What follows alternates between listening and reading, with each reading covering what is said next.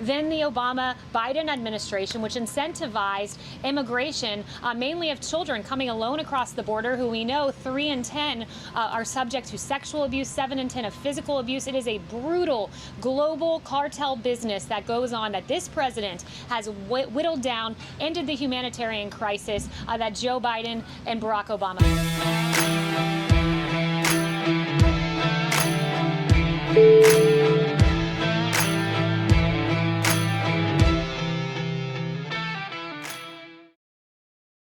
Kayleigh, there's questions about, and obviously heading into the debate, about how the president was going to handle the Hunter Biden email laptop story, whether or not there would be a question from the moderator or if the president would have to bring it up himself. He clearly did.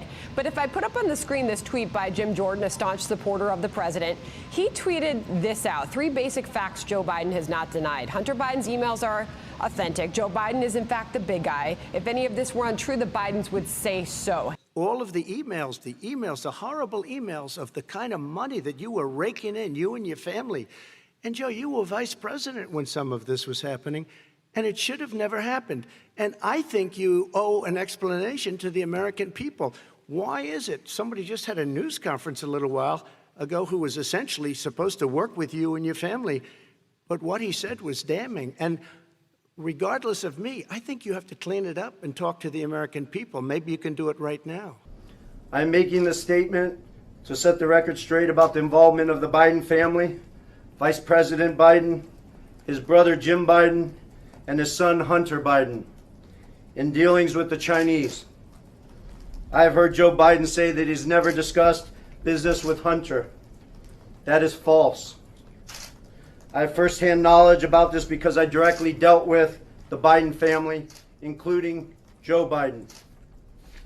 I have also heard that Vice President Biden said on Tuesday that Senator Ron Johnson, the chair of the Senate Homeland Security Committee, should be ashamed for suggesting that Biden family sought to profit from their name. Well, here are the facts I know, and everything I'm saying is corroborated by emails, WhatsApp chats, agreements, documents, and other evidence. And the American people can judge for themselves. I was told this past Sunday by somebody who was also involved in this matter that if I went public this information, it would bury all of us, man. The Bidens included. Heading into this, so many of his supporters wanted President Trump to ask those questions of the former vice president.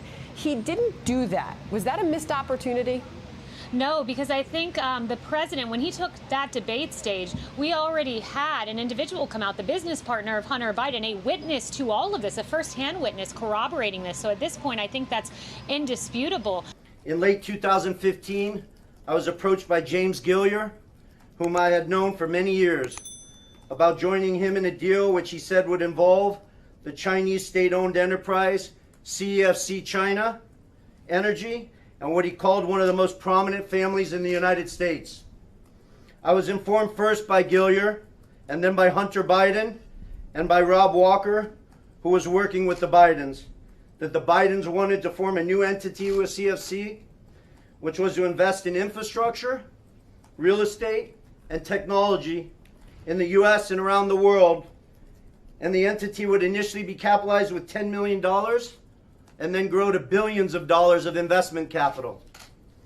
After months of discussion, I agreed at Gilliar and Hunter Biden's request to become CEO of the entity to be called Sinohawk. Sino representing the Chinese side, Hawk representing Hunter Biden's brother Beau's favorite animal. And between February and May 2017, we exchanged numerous emails, documents, and WhatsApp messages concerning Sinohawk and its potential business. On May 2nd, 2017, the night before Joe Biden was to appear at the Milken Conference, I was introduced to Joe Biden by Jim Biden and Hunter Biden. At my approximately hour-long meeting with Joe that night, we discussed the Bidens' history, the Bidens' family business plans with the Chinese, with which he was plainly familiar, at least at a high level. After that meeting, I had numerous communications with Hunter, Walker, Gilliar, and Jim Biden regarding the allocation of the equity ownership of Sinohawk. On May 13, 2017, I received an email concerning allocation of equity, which says 10% held by H for the big guy. In that email, there's no question that H stands for Hunter, big guy for his father, Joe Biden, and Jim for Jim Biden. In fact, Hunter often referred to his father as the big guy or my chairman. But what the president did was this. He laid out the facts that Joe Biden has taken money from Ukraine, from China, from Russia. And take this a step further. What does this mean for you, the American people? On China, the biggest emitter of CO2, how do you solve climate change when you're on China's payroll? How do you solve a global pandemic brought in by China when you're on China's payroll? How do you solve the problems when we look around the world, national security? How do you look out for the interests of the United States when you are on the payroll of the chief adversary of the United States? Okay, and then he turned that around and counterattacked the president over his bank accounts and taxes paid in China. I want to ask you about this exchange. Immigration obviously came up, and here was the exchange with Biden and Trump. Watch. Do you have a plan to reunite the kids? Yes, we're working on it we're trying very hard. But a lot of these kids come out without the parents. These 500 plus kids came with parents. They separated them at the border. They built cages. You know, they used to say, I built the cages. And then they had a picture in a certain newspaper. And it was a picture of these horrible cages. And they said, look at these cages. President Trump built them. And then it was determined they were built in 2014. That was him. Do you have a plan to reunite the kids? Yes, we're working on it we're trying very hard. But a lot of these kids come out without the parents. They come over through cartels and through coyotes and through gangs. They did it. We changed the policy. Your response they to did that? It. We changed. Did not. They built the cages. Who built the cages, Joe? Let's talk about what Who we're built the talking cages, about. Joe? Let's talk about what we're talking about. What happened? It was one of the more heated exchanges last night, some reviewing the debate and that moment this morning, saying there's still some unanswered questions there. Did the president go far enough in responding to Joe Biden's attacks there?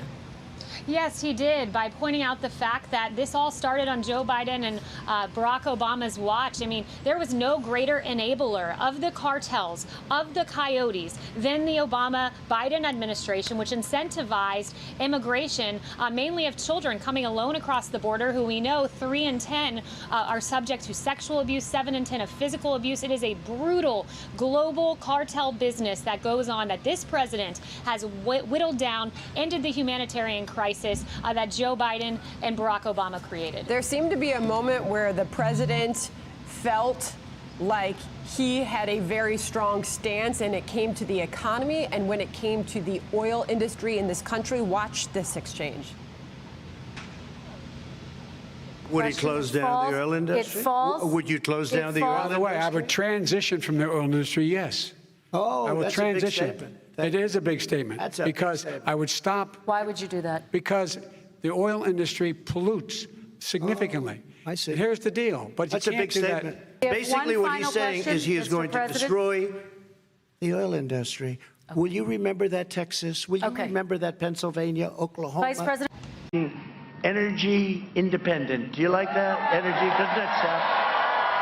We don't need all these faraway lands and everything else. We are now energy independent, and we're going to keep it that way. Take a look at this clip. We had it made up, and I think you'll like. First time I've ever done this, right? First time. Go ahead, wherever it is, put it up. Would there be any place for fossil fuels, including coal and fracking, in a Biden administration?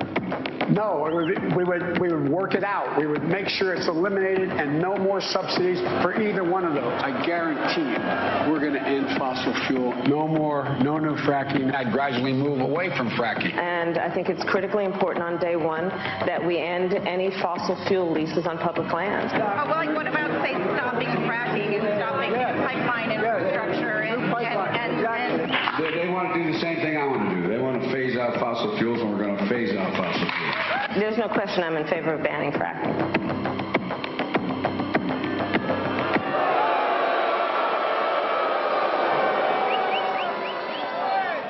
And what we don't show is his more current version. Oh, yes, we'll have fracking.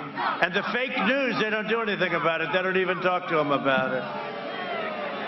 But right now, he's got bigger problems than fracking, I think. You know what it's called? You know his problem? It's called the laptop from hell. The laptop from